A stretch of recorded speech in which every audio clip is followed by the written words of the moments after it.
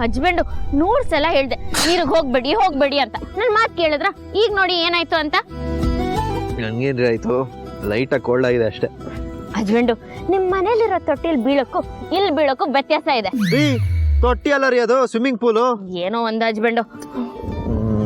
ಆದ್ರೆ ನೀವು ಮಾತ್ರ ನೀರ್ ಗಿಳಿರಿ ಅಂದ್ರೆ ಇಳಿಲಿಲ್ವಲ್ಲ, ಏನ್ ಕೋಲ್ಡ್ ಆಗುತ್ತೆ ಅಂತ ಭಯನಾ? ಹಸ್ಬೆಂಡು, ಎಷ್ಟೇ ಆದ್ರೂ ನಾನು ಇದೇ ಊರಲ್ಲಿ ಹುಟ್ಟು ಬೆಳೆದಿದ್ದು. ನಾನು ಎಷ್ಟೇ ಈ ನೀರಲ್ಲಿ ಮುಳುಗಿ ಎದ್ದಿದ್ರು ನಂಗೆ ಶೀತ ಥಂಡಿ ಏನೂ ಆಗಲ್ಲ.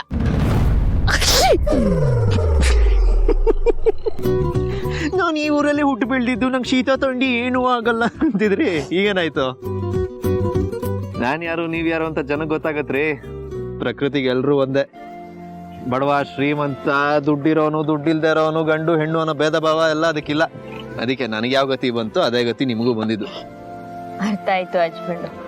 ಆದ್ರೆ ನನ್ಗೆ ಏನಾದ್ರೂ ಆಗ್ಲಿ ಪರವಾಗಿಲ್ಲ, ನಿಮಗ್ ಮಾತ್ರ ಏನೂ ಆಗ್ಬಾರ್ದು. ಅದ್ ನನ್ ಕೈಯಲ್ಲಿ ನೋಡಕ್ಕಾಗಲ್ಲ. ಓ, ನನ್ ಮೇಲೆ ಅಷ್ಟೊಂದು ಸೆಂಟಿಮೆಂಟ್ ಯಾಕೋ? ನಿಮಗ್ ನೋವು ಬಂದ್ರು ಆ ನೋವಿನ ಕಷ್ಟ ಅನುಭವಿಸದ್ ನಾನು.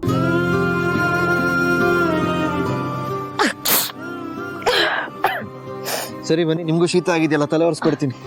ಅದೆಲ್ಲ ಬೇಡ ಹಸ್ಬೆಂಡು. ಯಾಕ್ರಿ? ನೀವು ನನ್ನ ಸೇವೆ ಮಾಡ್ಬೋದು, ನಾನು ನಿಮ್ ಸೇವೆ ಮಾಡಬಾರ್ದಾ? ಹಸ್ಬೆಂಡು, ಗಂಡನ ಸೇವೆ ಹೆಂಡತಿ ಮಾಡ್ಬೋದು. ಯಾಕೆ ಹೆಂಡತಿ ಸೇವೆ ಗಂಡ ಮಾಡಬಾರ್ದಾ? ಹಾಗಾದ್ರೆ ನೀವ್ ನನ್ನನ್ನ ಹೆಂಡತಿ ಅಂತ ಒಪ್ಕೊಂಡಿದ್ದೀರಾ?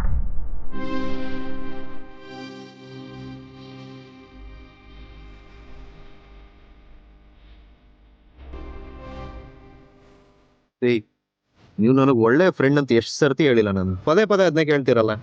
ಆಯ್ತು ಹಸ್ಬೆಂಡು, ಕೊನೆವರೆಗೂ ನೀವ್ ನನ್ ಗಂಡ ಆಗಿಲ್ಲ ಅಂದ್ರೂ ನನ್ ಸ್ನೇಹಿತ ಆಗಿರ್ತೀರಲ್ವಾ, ಅಷ್ಟ್ ಸಾಕು. ಸರಿ ಬನ್ನಿ, ನಿಮ್ ತಲೆ ಒರೆಸ್ಕೊಡ್ತೀನಿ. ಬೇಡ ಹಸ್ಬೆಂಡು, ಬಟ್ಟೆ ಒಂದ್ ಸ್ವಲ್ಪ ಒದ್ದೆ ಆಗಿದೆ ಅಷ್ಟೇ.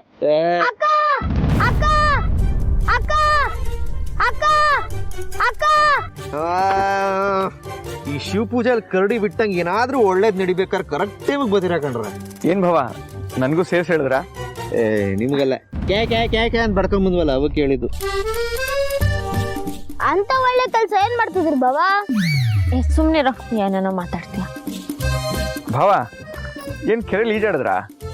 ಸಗದಾಗಿತ್ತು.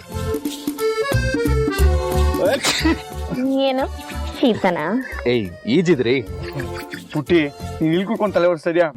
ಮನೆ ಕರ್ಕೊಂಡು ನೋಡಿ, ಎಲ್ರು ಊಟ ಕಾಯ್ತಾ ಇದಾರೆ. ನೀವು ಬನ್ನಿ ಮತ್ತೆ ಊಟ ಮಾಡೋಣ. ಇಲ್ಲ ಭಾವ, ತೋಟದಲ್ಲಿ ಸ್ವಲ್ಪ ಕೆಲಸ ಇದೆ, ನಾ ಮುಗಿಸ್ಕೊಂಡ್ ಬರ್ತೀನಿ, ನೀವು ಹೊರಟಿರಿ. ಹೌದಾ? ಹಂಗಾರೆ ನಾನು ಬರ್ತೀನಿ. ಅರೆ ಭಾವ, ಊಟ ನೋ, ಇವಾಗ ಚಿಲ್ಟಾರಿಗಳಿಗೆ ನಾನು ಹಳ್ಳಿ ಕೆಲಸ ಮಾಡಬಲ್ಲೆ ಅಂತ ಪ್ರೂವ್ ಮಾಡ್ಬೇಕು.